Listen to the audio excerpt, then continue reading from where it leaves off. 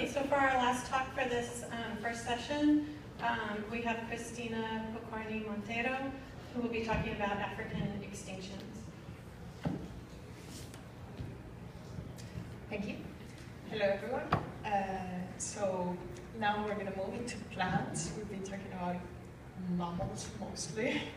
So Africa. Why Africa? It's actually rather interesting. The African continent not only has it shifted from the southern hemisphere towards the northern hemisphere, it also has been isolated for a long time. I mean, so has South America, but connections with North America have been more frequent, whereas Africa has been really isolated for a long, long time. Okay, and it has shifted, you see, from southern hemisphere, it's gone up. So what effects has had this in the African continent? In the Neogene, so last 20 years more or less, we've changed from a continent where the north part of the continent used to be a wooded savanna, more or less open, and the southern part of the continent was this huge Miocene Congo desert with cycles of aridification and tropicalization. Okay, this has not been a straightforward trend. There's been shifts back and forth. We've changed this open savanna into the Sahara Desert, which is pretty dry, as you all know. The Miocene Congo Desert, now it's a tropical forest, and this has shifted downwards, and now we have the Kalahari and Namib deserts. Okay, so that's a general summary of what's happening with climate in Africa. So, not surprisingly, the flora appears restricted to a few areas, and we find interesting biogeographic patterns such as this run flora described by Christ in 1892, and later on elaborated on his Digiographie de faune that he published in 1910. So you can see this orange pattern here. Pretty much these are the bunch of genera, clades within these genera and sister taxa that follow this described pattern in ferns and also other flowering plants, and you can see how well the thing shows up. So there's been hypotheses trying to explain how this came to be. So there is this explanation. So you've seen there was this wooded savanna in the Sahara, so maybe everything originated there, and then from there it moved outwards. Then another option is, well, it could have originated in South Africa and then migrated northwards. Or it could come from elsewhere, Mediterranean basin, West Central Asia, into Africa, and then movements towards other areas with suitable climate could have taken place. Okay, so in 2010, Isabel and collaborators analyzed this data using a Bayesian island biogeographic model and addressed current capacities of 3 main areas in Africa and connectivity of these areas measured as exchange rates. So what you can see here is Micronesia and Northwest Africa are very well connected, not surprisingly, with Mediterranean, but also with Eastern Africa. And the more isolated area, surprisingly, is Southern Africa. So what we did is we revisited, when you run this VIB model, you pretty much obtain these things, and I mean, not much to see, but what you're seeing here is, so these are the different areas we're reconstructing, and we're addressing carrying capacities. This area 0 is South Africa, and we all know it's a very rich area in Africa with many species, so it has the highest carrying capacity. But then you have connectivity of these areas. Again, we summarize these plots with this figure, and you can see it's pretty much the same as before, but rather than this area having the lowest carrying capacity and this area having the highest, we actually have the second highest carrying capacity here, because we've included now West Africa, which is taxa here and here can be shared. And we also divided the Mediterranean on West and East Mediterranean, because East Mediterranean taxa and West Central Asian taxa are shared as well. So again, we see, and we also show connections with outside ranges not included in the analysis. So what we're seeing is that African taxa are coming and going elsewhere. There's high connectivity in Northwest Africa with the Mediterranean, and then this connection across the Sahara with West and East taxa is very strong. So what are these lineages? We have a number of taxa that have this disjunct distribution. You always find them on both or either side of the Sahara Desert, and sometimes visiting Southern Africa. Okay, so here a number of other taxa. So let's see this one, for instance, that is found on all three corners. And what we did is we wanted to know when this happened. So we know there are regions that have high carrying capacities, they know how they're connected, but how did this happen and how does it fit that description we said earlier about the changing climate in Africa? So we're seeing, for instance, the taxa here are sister to taxa here, and both of them are sister to taxa here. And this clade here split from this clade here 6 million years ago, which predates the origin of the Sahara. We did that for all Ramflora lineages, for those Ramflora lineages for which a phylogeny existed. Some of them we had generated ourselves, others were from the literature. And it is interesting to see that rather than having we have here what is called a biogeographic pseudo-congruence pattern.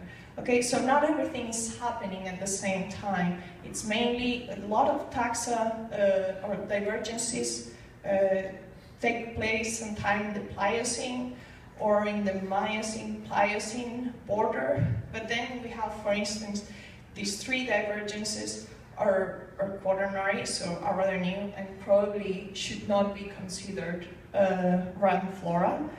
And then we have this here, geranium. It actually coincides with a wet, humid period rather than a drought period. So probably that's not Ramflora either. But pretty much we have very old taxa and quite old, but not extremely old taxa. Following, whenever we have a drought coming in or aridification processes taking place, you could say this was hit maybe by extinction. So let me now show a few examples, like more to the point on some of these lineages. So for instance, we have Campilanthus here. It's a genus found in Canaries, Cape Verde, Horn of Africa, Southern Arabia. This phylogeny was, we reran the dating analysis that Tiff and collaborators did in 2010, and you can see a split between Micronesian and East African taxa some 7 million years ago, again, predating the Sahara. But when we went ahead and sampled further, we realized there are actually problems of incomplete lineage sorting, probably, or hybridization that we still need to work on. This is nuclear, this is chloroplast. In nuclear, you see very clearly, so these here are the Micronesian taxa, all these here are the Horn of Africa and Southern Arabia with some Horn of Africa taxa, and the species are more or less monophyletic. When you look at the chloroplast, nothing holds.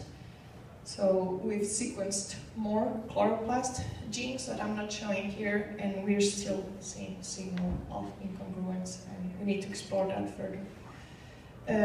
Another example, Canarina.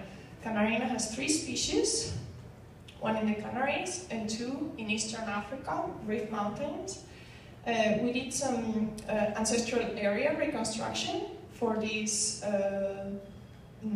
genus, and we found very interestingly how the Canaries, we have a center of diversity in Tenerife and then movements outwards from Tenerife to other islands. And then in Eastern Africa, we have a history for Emini. We didn't have enough sampling for Abyssinica, which is the 3rd species also found in the area. And we can see a split following the Rift Valley, east and west of that Rift Valley. So we wanted to see how climate, what role climate played on this distribution. We did some ancestral we used some models of paleoclimatic models to address the niche these species would have occupied in the past. So this is the present day distribution. This is using these paleoclimatic models. Its distribution, or probable distribution in mid-Pliocene and then the late Miocene. And you can see it could have crossed across the Sahara. So it could have been either a long distance dispersal or hopping across, or following the Sahel or hopping across mountains. And we tried to address whether extinction could be a part of this. So we did some, we ran some simulations and then we compared with our data. So this is our LTT plot for Canarina, and then these are 2 models with and without extinction, and the model that incorporates extinction fits best our LTT plot using tripar. In Medusa we also can detect a shift in rates that can be explained in terms of extinction, and using a Simpson's model we also see a descent in diversity and then a peak in recent times. Okay. Now, so it is interesting to see that this run flora pattern coincides with biodiversity hotspots in the African continent. So we wanted to, most of the focus on diversification has centered on speciation, so how new species arise. But what we're seeing is that extinction also plays a role explaining these patterns. And it is especially important given the current biodiversity crisis we're experiencing. So estimating extinction, it's actually tricky in the absence of fossil data, but possible with caveats. So there are a number of biases that appear. One of them is the size of our phylogenies is rather small. So rather than using a more complicated approach, we went for a rather simple one, which is absolute diversification rates or net diversification rates, following a method by Magayan and Sanderson. After a few calculations, you can note all these are our round flora disjunctions, and we can see crown age estimates and stem age estimates for our round flora lineages. And these lines you're seeing here are scenarios with no extinction, complete overturn of speciation and extinction being more or less equal, and extinction being rather high, which would be this 0.9 case here. And what we're seeing is that we have a mixture of possibilities within round flora lineages. Some seem to be at equilibrium, others seem to be actually speciating rather than going extinct, but a number of them are indeed experiencing extinction. one of them being Canarina, which is the one I showed you earlier. If we compare these lineages with their encompassing lineages, so we have now genera within or clades within genera, within families, we can see sometimes this trend is maintained for the group, and other times there's a shift as they enter Africa towards losing diversity or gaining it for some of them. So we have provided temporal framework for the run flora pattern. We've estimated net diversification rates, and we have done wait, sorry, I just saw this sign and I got lost. So we've shown these net diversification rates, and then we've shown that most probably what's going on is that climate-driven extinction can explain many of these disjunctions.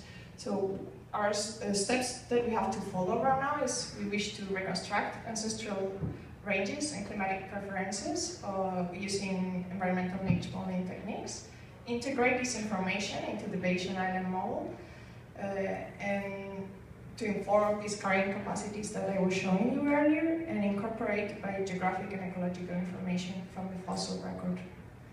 Thank you.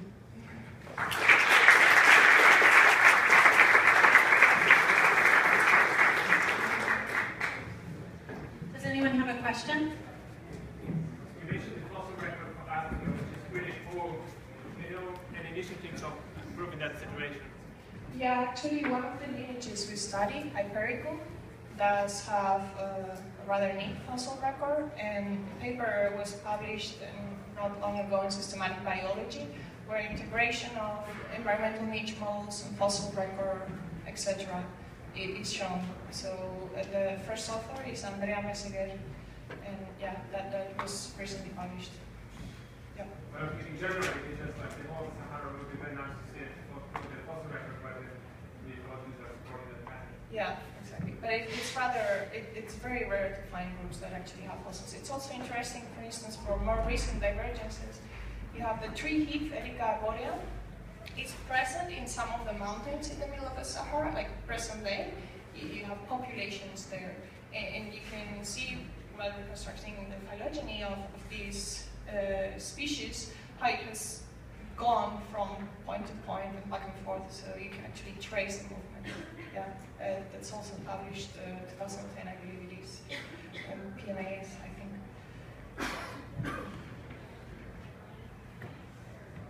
There was a nature paper very recently showing the Sahara could have been formed about 7 million years ago. Yeah. Is it your result?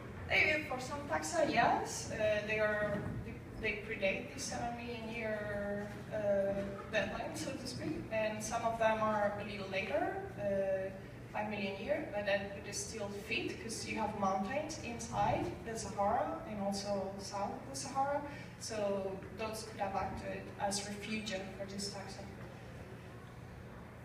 Yeah? That was a bit wrong. So basically, with flora, very often you have a species or genera or whatever which are distributed, and then there's this kind of disjunction with the Afro Mountains corridor in Eastern Africa. Yeah. So basically, the idea that extinction may explain pattern on the very interesting. You see how, for example, the uplift of the African continent, so during the Cenozoic, may have basically played quite a major role in this kind of disjunction. Yeah, it actually may have helped preserve some of these taxa, and it also explains the connection between Eastern African taxa and South African taxa. So this pattern here is interwebbed with other patterns in Africa, so Afro-montane flora, for instance, or the arid corridor are also very well-known patterns, biogeographic patterns in Africa, connecting the skirts of the Namib Desert with the Arabian Desert, etc. And obviously, all the tectonic shifts within the African continent played a role explaining these high diversity regions that I showed you very briefly earlier. So yeah, no doubt. That's why we wanted to date this flora, this so to speak flora, because we wanted to see, is it something recent, explained by glaciations, or is it indeed, as the authors that first described the pattern, some remnants of a tertiary macroflora that has somehow survived the aridification of the continent. So, yeah. Okay, thank you very much.